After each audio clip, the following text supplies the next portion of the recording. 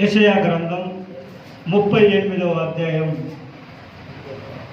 1 నుంచి 6 వాక్యాలు మనందరికీ తెలిసిన వాక్యమే. ఇది కొత్తగా తెలుసుకోని అవసరం లేదు. కానీ ఈ వాక్కు ద్వారా ప్రభు మనతో ఏం మాట్లాడుతున్నది అనేది గ్రహించాలి. ఇది మాకు తెలుసులే, యెషయా గ్రంథం 38వ అధ్యాయం ఉంటుంది అంటే సరిపోదు. ఈరోజు దేవుడు ఏం మాట్లాడుతున్నాడు, నాతోనేం మాట్లాడుతున్నాడు, నేను ఏ విధంగా నడవాలి అనేది కలవయ్య చంపేసుకోవాలి. నువ్వు దేని చేత పట్టబడ్డావో, ఏ సంఖ్యల చేత బంధింపబడ్డావో, నీ ముఖంలో వెలుగు అనేది కనపడాలి. మార్చిపోయిన ముఖం ఉన్నది, ఎప్పుడు చూస్తే పోయిన బొగ్గులు పెంకాలు ఉంటాయి, చూసినావా? అట్లనే ఉన్నాయి ఒక్కొక్క ముఖం. నేను ఇంటికి వచ్చి ఎవరు ముఖాలు ప్రార్థన చేస్తున్నారు, ఎవరు దేవుని ఆత్మతో ఉంటున్నారు అని నేను కనిపెట్ట. అన్నీ మాడిపోయి ఉంటున్నాయి. హల్లెలూయా. ఎందుకు మాడిపోయి ఉంటున్నాయి? హల్లెలూయా. ప్రార్థనలు చేయక, దేవునితో నడవక. హల్లెలూయా. మన ముఖాలు ఏ విధంగా ఉండాలి? వెలుగుతూ ఉండాలి. స్టెప్పెను వారి మధ్యలో ఉన్నప్పుడు, మాట్లాడుతున్నప్పుడు అతని రూపం ఏముందట? దేవుని దూతల రూపం వలె ఉన్నది. దానియేలు రూపం దేవుని దూతల రూపం వలె ఉన్నది. యోసేపు రూపం. హల్లెలూయా. మనం చెప్పుకోవచ్చు. వాళ్ళందరూ ఏం చేస్తున్నారు? ప్రార్థన చేస్తున్నారు. పని చేసి చేతగట్లేదయ్యా, బాగా నాకు నడువులు పిలేస్తుంది, నాకు ఓపిక లేదని చెప్తురా. పని పనే దేవుడు చెప్పిండు కదా, పనే ప్రార్థనే. దాన్ని ఎప్పుడు కూడా మనం వదిలిపెట్టకూడదు. నువ్వు శుద్ధించాలి. నువ్వు 3 చేయాలి: శుద్ధించాలి, ప్రార్థన చేయాలి, వాక్యం వినాలి, వాక్యం చదవాలి. నువ్వు ఎప్పుడైతే శుద్ధించవో, ఎప్పుడైతే ప్రార్థన చేయవో, అప్పుడు నీ మీద దాడి అనేది జరుగుతూ ఉంటుంది. మీరు గమనించారు? ఎప్పుడైనా మీతో నుంచి సాతాను మాట్లాడిందా? మాట్లాడలేదా? చాలా భక్తి పనులు మీరు. అబ్బా, సాతానే దగ్గరికి రానియక మీరు చేసుకో. చాలా భక్తి పనులు. హల్లెలూయా. మాట్లాడలేదా సాతాను? హల్లెలూయా. వాడు వస్తాడు. మీరు ప్రార్థన చేయట్లేదు కనుక మీతో వానికి అవసరమేంది? హల్లెలూయా. ఒక మనిషి ఏం చేస్తాడంట, ఒక ఇల్లు కడగబడి ఉన్నప్పుడు వాడు దాంట్లో చెల్లిపోతాడు. బైబిల్లో ఉంది, లూకా సువార్త 11వ అధ్యాయంలో 12వ అధ్యాయంలో ఉంటుంది. ఒకసారి మనం చూద్దాం. 11వ అధ్యాయంలో 24, 25, 26 వాక్యాలు మనం చూసినట్లయితే, అపవిత్రాత్మ ఒక మనుష్యుని వదిలిపోయిన తర్వాత అది విశ్రాంతి వెతుకుచూ నీరు లేని చోట్లను తిరుగుతూ ఉండును. విశ్రాంతి దొరకనందున నేను విడిచి వచ్చిన నా ఇంటికే తిరిగి వెళ్ళేదని అనుకొని వచ్చి ఆ ఇల్లు ఊడ్చి అమర్చి ఉండుట చూసి వెళ్ళి తనకంటే చెడ్డమైన మరి 7 దయ్యాల్ని వెంట పెట్టుకొని వస్తుంది. అయిపోయి ఇప్పుడు నువ్వు బాప్తిజం తీసుకున్నావు, ఆయన రక్తమందు కడగబడ్డావు, నీలో దురాత్మలన్నీ పోతాయి. హల్లెలూయా. ఒకవేళ బాప్తిజం తీసుకున్నా కొన్ని రోజుల తర్వాత నువ్వు దేవునికి ప్రార్థన చేయకుండా, దేవుని వాక్యం చదవకుండా ఉన్నట్లయితే నీ ఇల్లు కంపే ఉంటుంది. ఇక్కడ కడగబడేది లేదు, పరిశుద్ధంగా అనేది లేదు. అప్పుడు ఏం చేస్తుంది? అది అల్లులో ఉండటానికి ఆస్కారం అవుతుంది. హల్లెలూయా. అప్పుడు నువ్వు దేవుని వాక్యంతో ఉన్నప్పుడు, ప్రార్థన చేస్తున్నప్పుడు నీ లోపల నుంచి అది వదిలి వెళ్ళిపోతుంది. మారు మనసు తీసుకొని బాప్తిజం తీసుకున్నప్పుడు అప్పుడు నీ లోపల నుంచి వదిలి వెళ్ళిపోతుంది. కానీ కొంతమంది ఉంటారు, బాప్తిజం తీసుకున్న తర్వాత ఏం చేస్తారు? వాళ్ళు కైలు వేస్తారు, గుటకాలు వేస్తారు, సిగరెట్లు తాగుతారు, ఇంకా మందు తాగుతారు. ఇక లేకపోయి చెప్పొచ్చు. అది ఏం చేస్తుంది? బాప్తిజం తీసుకున్నప్పుడు అబ్బాయి నేను ఇక్కడ నుంచి ఏ పాపం చేయకూడదు, నేను పరిశుద్ధంగా ఉండాలి, నేను మంచిగా ఉండాలి, బూతి మాటలు తిట్టకూడదు, అక్కడిక్కడ మాటలు చెప్పకూడదు, ఒకటి ఏమేమి చూపేయకూడదు, అన్నీ మీకు మీ లోపల ఉన్న అన్ని చెడ్డ అన్ని చెప్పుకోవచ్చు. అప్పుడు అది వెళ్ళిపోయి ఉంటుంది. అప్పుడు నువ్వు దేవుడు రక్తమందు కడగబడి ఉన్నావు కదా, పోయి ఉంటుంది. పోయిన 2 రోజులకి దగ్గరికి పోతుంది. ఎక్కడ దానికి చోటు లేదు. నీ కాడికి పోయింది, నువ్వు ప్రార్థన చేస్తున్నావు. నీ కాడికి పోయింది, నువ్వు ప్రార్థన చేస్తున్నావు. అమ్మో, నీ దగ్గరికి పోవద్దు. ఇప్పుడు నీ లోపల నువ్వు బాప్తిజం తీసుకున్నావు, దేవుడు రక్తమందు కడగబడి ఉన్నావు కదా, నీ లోపల నుంచి వెళ్ళిపోయింది, బయటకు వచ్చింది దురాత్మ. అప్పుడు ఈమె కాడికి పోయింది. ఏమేం చేస్తుంది? కొద్దిగా లేచి ప్రభు అని ప్రార్థన చేస్తున్నాను. ఇక్కడ ప్రార్థన ఇక్కడ నాకు చోటు లేదు, నేను నివాసం ఉండలేను. మరొక ఆమె కడిగిపోయింది, ఆమె ప్రార్థన చేస్తుంది. మరొక ఆమె కడిగిపోయింది, ఆమె ప్రార్థన చేస్తుంది. ఎక్కడికి పోయినా నాకు చదవ లేదు, నీళ్ళు దొరకట్లే, ఏమి లేదు సంగతి. తిరిగి నా ఇంటికాడికే నేను వస్తా, నాకు అలవాటు పడి నీళ్ళేది తెలుసు, ఏ టైంకి ఏం చేస్తాడో నాకు అన్ని తెలుసు. వాడి మనసు ఎట్లుండదో, వాడి గుణం ఎట్లుండదో, వాడి ప్రవర్తన ఎట్లుండదో. 10 మంది ముందులో ఒక తీరుకుంటాడు, ఒక్కడున్నప్పుడు ఒక తీరుకుంటాడు. వాడి నాకు అన్ని తెలుసు వాడి సంగతి. హల్లెలూయా. అప్పుడు ఏం చేస్తుంది, నేను ఒక్కనైతే మీకు సరిపోడు, రాని నాతో పాటు కూడా మీరు కూడా వచ్చి దురద రారని 7 దురాత్మలు వాళ్ళని కాపురం చేస్తాడు. అప్పుడు ఏమనిపిస్తుంది వాడికి, వాడు ఏం చేసిండు, మారు మనసు తీసుకున్నాడు, మంచిగా మారాడు. మారు మనసు తీసుకొని బాప్తిజం తీసుకున్నాక వచ్చి ఏం చేస్తుంది, సిగరెట్ తాగుదురా, దా ఏం కాదులే, అంబరు తిందురా, దా ఏం కాదులే, కైలు వేసుకుందురా, దా మందు తాగుతుందా, ఇకపో కళ్ళు తాగుదాంపా, పదార్థలే పోదాంపా, సినిమా చూద్దాంపా, షికారు చేద్దాంపా, గుంజుతూనే ఉండదు. ఇక ఒక్కటి ఉంటే తట్టుకునే 7 ఉండే వాడి స్థితి ఏంటి, మొదటి దానికంటే మరీ ఘోరం ఎక్కువ అవుతుంది. మన మధ్యలో ఒక వ్యక్తి కూడా అసలుగానే ఉండడు. ఇప్పుడు మందిరానికి రావట్లేదు. హల్లెలూయా, హల్లెలూయా, హల్లెలూయా. మరి మనం ఏం చేయాలి, ప్రార్థన చేయాలి.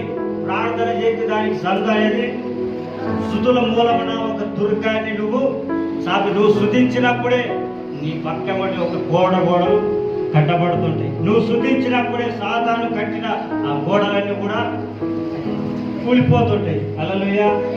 ఎరుకో గోడలు ఎంత బలమైనవి, మనుషులు ఎవరన్నా సైనికులు ఎవరన్నా వచ్చి పడగొట్టగలుగుతారా? మరి 7 సార్లు దాని చుట్టూ తిరిగి బూరలు ఊది స్తుతించినప్పుడు ఎట్లా పడిపోయినాయి? చూడండి వచ్చి దాని బల్లె పెట్టి కుట్టిడా, హల్లెలూయా, పెద్ద రాళ్ళు పెట్టి వేసి నెట్టిరా, ఎందుకు పడిపోయినాయి? హల్లెలూయా. వారి బాబు వారికి చేయలేదు. హల్లెలూయా. వారి విల్లు వారి ఈట వారిని రక్షింపజాలదు, వారి కత్తి వారిని రక్షింపజాలదు. దేవుని యొక్క బాబువే, దేవుని యొక్క ముఖ కాంతియే నీకు విజయాన్ని ఇచ్చేది. హల్లెలూయా. ఎవరు నీకు విజయాన్ని ఇచ్చేది? దేవుడు ముఖ కాంతి, దేవుని బాబువే. మోసే ఎర్ర సముద్రాల దగ్గరికి పోయి, హల్లెలూయా, మోసే పోయి ప్రభువా యేసు నామములో ఈ ఎర్ర సముద్రం 2 పాయలే ఉంది కాకంటే విడిపోయిందా? మోసే నువ్వు పోయి చెయ్యొద్దు అన్నప్పుడు ఆయన ధనకారంలో నుంచి గాలి ఆయన శ్వాసంలో నుంచి 2 పాయలుగా చెయ్యి వెళ్ళిపోయింది. హల్లెలూయా. మోసే పక్కన చెయ్యి పెట్టింది. మోసే పక్కన ఎవరు చెయ్యి ఉన్నది? దేవుని చెయ్యి. నీవు చెయ్యి పెట్టి ఉన్నావు, నువ్వు చేతులెత్తి ప్రార్థన చేస్తున్నావు. నీ పక్కన ఎవరు నిలబడ్డరు? నీ చేతిలో ఎవరు చెయ్యి వేసిండ్రు? హల్లెలూయా, హల్లెలూయా. ఇప్పుడు ధైర్యం కలుగుతుందా? ఇప్పుడు ధైర్యంగా ప్రార్థన చేయగలుగుతారా? చేతరా పోతున్నా ప్రార్థన? నీ ముఖాలు వచ్చే వారం మళ్ళా చూస్తా, నీ ముఖాలు మళ్ళా చూస్తా. అది ఎట్లా ఎరగాలి? హల్లెలూయా. ఎట్లా ఎరగాలి ముఖాలు? హల్లెలూయా. ముఖాలు ఎరగాలని ఇంకొక తిరిగి అనుకోకూడదు. దేవుని యొక్క ముఖం. హల్లెలూయా. దేవునికి స్తోత్రం కలుగును కాక. మరొక 5 నిమిషాలు మీ మధ్యలో పంచుకొని సమయాన్ని అయ్యగారికి అప్పగిస్తా. మన వాక్యంలో కొద్దాం. యెషయా గ్రంథం 38వ అధ్యాయం 1 నుంచి 6 వాక్యాలు మనం చూసినట్లయితే, ఆ దినములలో హిజ్కియాకు మరణకరమైన రోగము కలిగినప్పుడు ఆ ప్రవక్త ఆమోజు కుమారుడు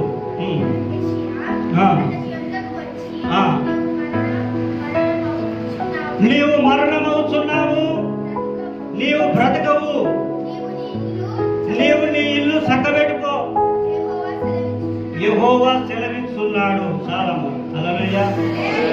మీ దగ్గరకు వచ్చి అయ్యగారు గారు నేను కానీ నువ్వు బ్రతకవు, నీకు మంచి జరగదు, నీ ఇల్లు నువ్వు చక్కబెట్టుకో, నువ్వు చచ్చిపోతున్నావు అంటే ఏదో పనికి మాల పాస్టరు ఇచ్చాడు వీడు. హల్లెలూయా. ఏ పాస్టరు ఆడికి పోతే మంచిగా ఊరికే దీవెనలే అన్ని ఆశీర్వాదాలే. నీకు మేలు కలుగుతుంది, నీ భార్య ఫలించు ద్రాక్ష వల్లి వలె ఉంటుంది, నీ భోజనపు బల్ల చుట్టూ వలె మొక్కల వలె నీ పిల్లలు మంచి ఆశీర్వాదాలు. ఇదే ఏమైనా పనికి మాట్లాడు పాస్టరు నువ్వు చదువు అంటున్నావు. హల్లెలూయా. మనం అనుకుంటారా మీరు?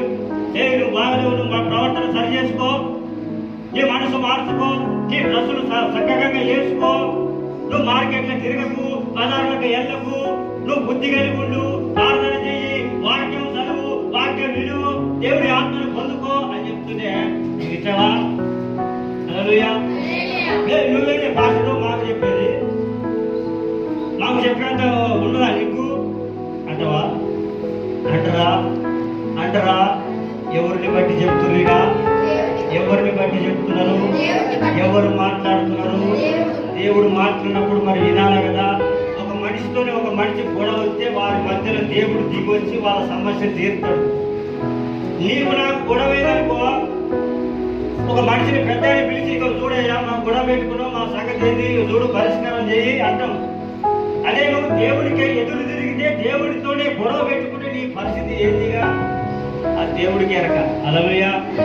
నువ్వు దేవుడికి ఎదురు తిరగకూడదు. దేవుడు చెప్పినట్లే నువ్వు వినాలి, దేవుడు చెప్పినట్లే నువ్వు నడుచుకోవాలి. హల్లెలూయా. ఇప్పుడు మనం వద్దాం.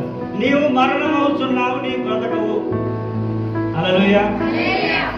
ఇక అయిపోయిందిలే, ఇక నేను చచ్చిపోతానగా ఇవన్నీ ఎందుకు, ఎంత ఎందుకు, ఈ కిరీటాలు వడ్డాణాలు నగలు ఎందుకు అనుకోవాలి. నేనైతే అనుకున్నా. హల్లెలూయా. దేవుడు నన్ను పిలిచిండు, దేవుడి ఆత్మ కనపడట్లే, నాతో వచ్చి శివులు మాట్లాడుతున్నారు, అన్ని చేస్తున్నారు. ఇక నువ్వు అర్ధగంటకైతే నువ్వు చచ్చిపోతావు. హల్లెలూయా. మా డ్యూటీలో ఐస్ క్రీమ్ దాంట్లో ఫోన్ చేసిన మా మేనేజర్కి ఫోన్ చేసి నేను చచ్చిపోతున్నా, అర్ధగంటకైతే చచ్చిపోతున్నట. ఇగో మా అమ్మకు డబ్బులు చేసిన జీతం ఉండదు, నెల జీతం ఉండే డబ్బులు ఫోన్ చేసిన. ఇంకొకరు మన కాంట్రాక్టర్కి చెప్పిన, నా ఫోన్ మళ్ళీ ఎవరికి చేయొద్దో చేయగలని లాక్ తీసి ఇచ్చిన. హల్లెలూయా.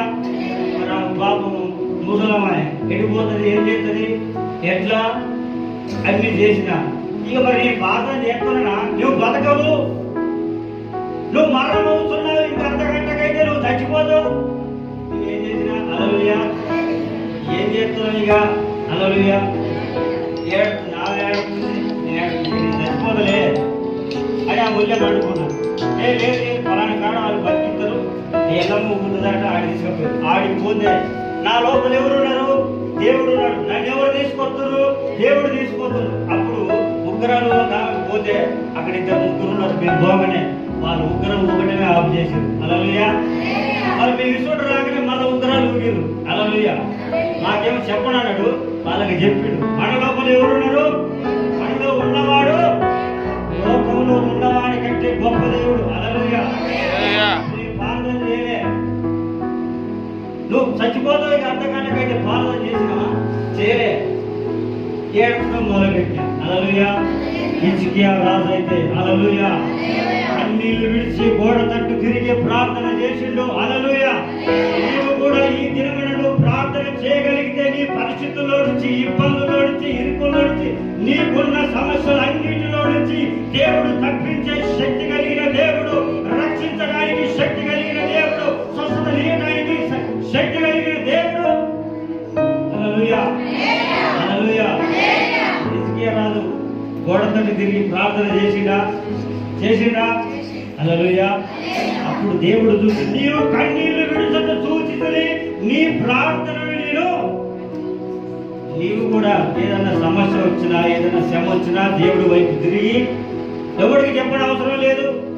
ఒకవేళ సేవకుడికి చెప్తే చెప్పుకోవచ్చు, ఎవరికి చెప్పడం అవసరం లేదు. తిరిగి దేవుడి వైపు తిరిగి నువ్వు ప్రార్థన చేయి, దేవుడే నీకు సహాయం చేస్తాడు. హల్లెలూయా. హల్లెలూయా. మనకు సమయం కూడా లేదు కనుక ఈ మాటలతో నేను ముగిస్తున్నాను. 2 నిమిషాలు ప్రార్థన చేసి సమయాన్ని అయ్యగారికి అప్పగిస్తా. పరిశుద్ధుడైన తండ్రి, గొప్ప దేవుడా, జీవము కలిగిన దేవుడా, సర్వశక్తి కలిగిన ప్రభువా, నీ కృతజ్ఞత స్తుతి స్తోత్రాలు చెల్లిస్తున్నాం నాయన. ఇంతవరకు మా మధ్యలో ఉండి మీరే మాట్లాడినందుకు వందనాలు ప్రభువా. హిజ్కియా రాజు నాయన బ్రతకవు అన్నప్పుడు, మీరు మాట్లాడినప్పుడు నాయన తన హృదయ గర్వాన్ని విడిచి నీ వైపు తిరిగి తన్ను తాను తగ్గించుకొని ప్రార్థన చేసినప్పుడు నాయన అతని రాజ్యాన్ని అతనికి స్థిరపరిచావు. 15 సంవత్సరాల ఆయుష్ను పొడిగించావు నాయన. నీకు వందనాలు. దావీదు ప్రార్థన చేసినట్టు నాయన 3 సార్లు ప్రార్థన చేశాడు, 7 సార్లు నేను స్తుతించాడు. దానియేలు 3 ప్రార్థన చేశాడు. ప్రభు నీ బిడ్డలు కూడా మీ సన్నిధిలో ప్రార్థించి ప్రతి విషయంలో జయం పొందుకునే కృప నీ బిడ్డలకు తోడుగా ఉంచమని ప్రార్థిస్తూ యేసు నామమున అడిగి వేడుకుంటున్నాను తండ్రి. ఆమేన్.